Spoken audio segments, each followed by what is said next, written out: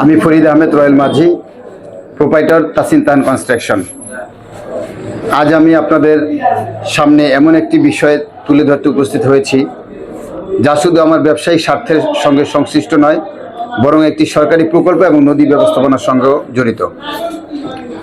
আপনারা অবগত আছেন যে পদ্মা সেতুর ড্রেজিং প্রকল্পের মাধ্যমে উত্তোলিত বিপুল পরিমাণ ড্রেজ ম্যাটেরিয়াল বালু পূর্ববর্তী আওয়ামী লীগ সরকারের সময়ে পরিকল্পনাহীনভাবে শরীয়তপুর জেলার নড়িয়া উপজেলার চরাত্রা এলাকার পদ্মা নদীর বাম তীর সংলগ্ন নদীর মধ্যখানে ডুবোচরে উঁচু করে স্তূপাকারে ফেলে রাখা হয়। এর ফলে বর্ষা মৌসুমে নদীর স্বাভাবিক স্রোত বাধাগ্রস্ত হতে থাকে এবং নদীর উভয় তীরে তীব্র ভাঙনের ঝুঁকি সৃষ্টি হয়। পরবর্তীতে আওয়ামী লীগ সরকারের সময় 2 দফায় এই ড্রেজ ম্যাটেরিয়াল অপসারণের জন্য কার্যাদেশ দেওয়া হয়েছিল।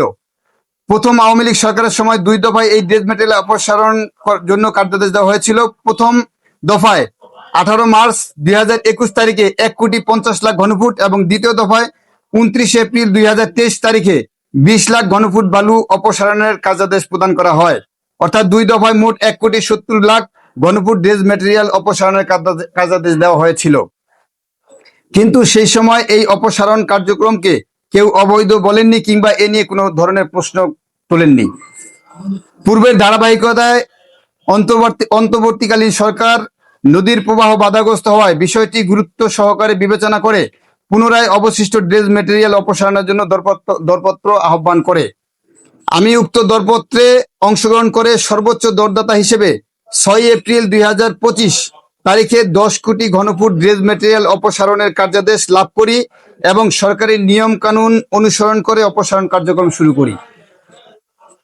দুঃখজনক হলেও সত্য, কাজ শুরু করার পর থেকে একটি স্বার্থান্বেষী মহল আমার সম্পূর্ণ বৈধ এবং সরকার অনুমোদিত কার্যক্রমকে অবৈধ বালি উত্তোলন হিসেবে প্রচার করতে শুরু করেন। সামাজিক যোগাযোগ মাধ্যমে বিভ্রান্তিকর তথ্য ছড়ানো হয় এবং কিছু গণমাধ্যমও প্রকৃত তথ্য যাচাই না করে একই ধরনের সংবাদ প্রকাশ করে। অন্যদিকে ঈদের আগে ও পরে নৌ চলাচলে নিষেধাজ্ঞা, নদীর তীব্র স্রোত, ড্রেজার পরিচালনায় নানা প্রযুক্তিগত সীমাবদ্ধতা এবং ধারাবাহিক অপপ্রচারের কারণে 12 সেপ্টেম্বর 2025 তারিখে আমাকে সাময়িকভাবে কাজ বন্ধ করতে বাধ্য হতে হয়। যদিও আমার কার্যাদেশের মেয়াদ ছিল 9 মাস, বাস্তবে আমি মাত্র 5 মাস কাজ করতে পেরেছিলাম। এই সময়ে 5,07,13,470 ঘনফুট ড্রেজ ম্যাটেরিয়াল অপসারণ করি। পরবর্তীতে জেলা ও উপজেলার ড্রেজ ম্যাটেরিয়াল ব্যবস্থাপনা কমিটির সঙ্গে একাধিক বৈঠকের পর প্রায় 8 মাস বন্ধ থাকার পর 7 মে 2026 তারিখে অবশিষ্ট কাজ সম্পন্ন করার জন্য আমাকে পুনরায় অনুমতি দেওয়া হয়। দুর্ভাগ্যজনকভাবে কাজ পুনরায় শুরু করার পর একই মহল পুরনো ভিডিও এবং বিভ্রান্তিকর তথ্য ব্যবহার করে আবারও অপপ্রচার শুরু করে। বর্তমান সরকারের ভাবমূর্তি ক্ষতিগ্রস্ত করতে এবং ফ্যাসিস্টদের এজেন্ডা বাস্তবায়নে যারা কাজ করেছেন তারাই শুধু এই মূলত অপপ্রচারগুলি করেন। এর ফলে আমি ব্যবসায়িক, সামাজিক এবং ব্যক্তিগতভাবে মারাত্মক ক্ষতির সম্মুখীন হচ্ছি। আমি স্পষ্ট ভাষায় বলতে চাই, আমি সরকারি কার্যাদেশ অনুযায়ী সরকারের নির্ধারিত শর্ত মেনে কাজ করছি। যদি আমার কাজে কোনো অনিয়ম থেকে থাকে তবে তা নির্ধারিত সরকারি কমিটি তদন্ত করে প্রয়োজনীয় ব্যবস্থা গ্রহণ করতে পারে, কিন্তু যাচাই বাছাই ছাড়া আমাকে অবৈধ বালু ব্যবসায়ী হিসেবে অপপ্রচার করা সম্পূর্ণ উদ্দেশ্য প্রণোদিত এবং মানহানিকর। আমি আবারও বলছি, যাচাই বাছাই ছাড়া আমাকে অবৈধ বালু ব্যবসায়ী হিসেবে অপপ্রচার করা সম্পূর্ণ উদ্দেশ্য প্রণোদিত এবং মানহানিকর।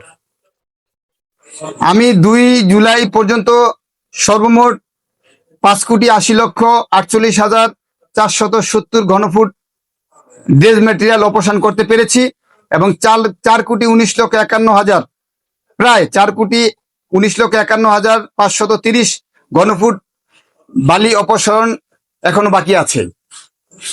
আমি আইন ও সরকারের প্রতি সম্পূর্ণ শ্রদ্ধাশীল, তবে ধারাবাহিক অপপ্রচার, কাজে বাধা কারণে আমি ইতিমধ্যে বড় ধরনের ক্ষতির সম্মুখীন হয়েছি। এই প্রকল্প বাস্তবায়নের জন্য আমি আত্মীয় স্বজন ও শুভাকাঙ্ক্ষীদের কাছ থেকে ঋণ নিয়েছি এবং ড্রেজার সহ বিভিন্ন যন্ত্রপাতির বিপরীতে বিপুল অগ্রিম অর্থ পরিশোধ করেছি। যদি যথাযথ কর্তৃপক্ষ দ্রুত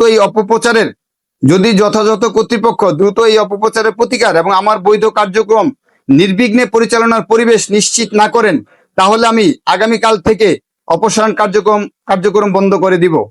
এর ফলে আমি যে আর্থিক ক্ষতির সম্মুখীন হব এবং সেই ক্ষতির জন্য ক্ষতিপূরণ আদায়ের লক্ষ্যে যথাযথ কর্তৃপক্ষের শরণাপন্ন হওয়া ছাড়া আমার আর কোনো বিকল্প থাকবে না।